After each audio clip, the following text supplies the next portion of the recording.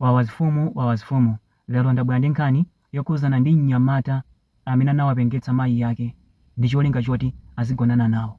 Mnyamata ameneyu dzina lake ndi Harold Abania, amachokera ku Nigeria ku Kano State. Mwanayu anapengetsa mayi yake ndi cholinga choti azigonana nawo mosavuta. Harold anabadwa mu banja lovutika ndipo akula ndi mayi yake okha. Kenako anapanga chiganizo chofuna kulemera. Mu chaka cha 2023 adapita kwa sing'anga. Atafika kwa sing'anga kuja anamuwuza kuti ndingathe kukulemeretsa koma amene akufunika ndi mayi yako, iweyo uzikagonana ndi mayi yako.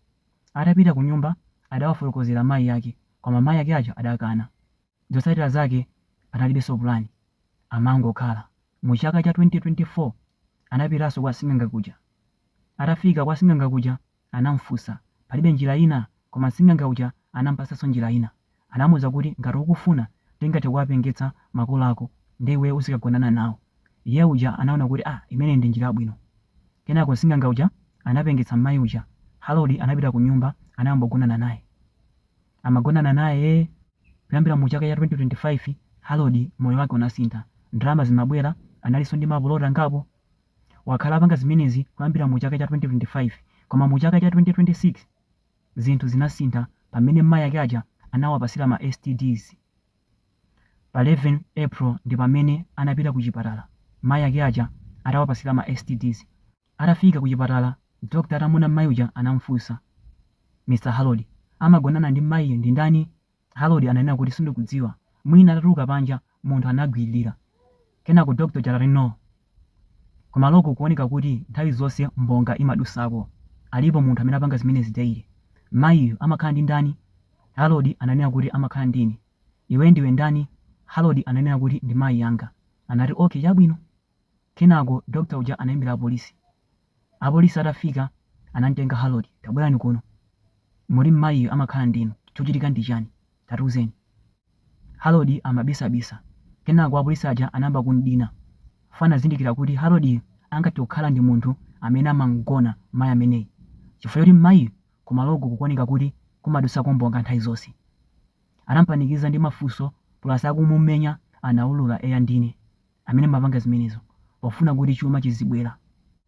Ndipo mankhwala amenewa ndatenga kwa sing'anga wakuti wakuti.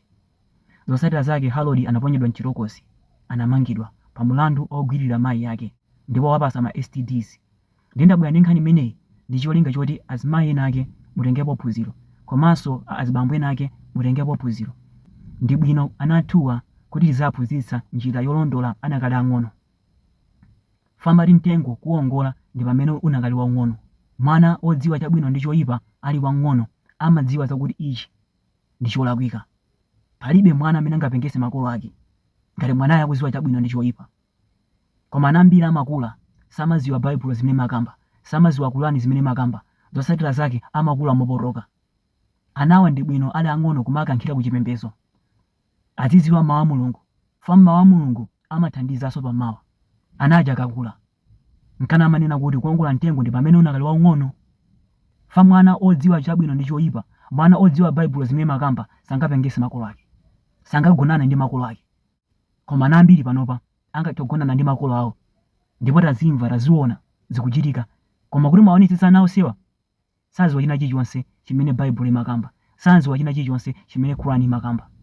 Akuluakulu ndi bwino ananuwa koma apitumiza ku chipembedzo anakali ang'ono.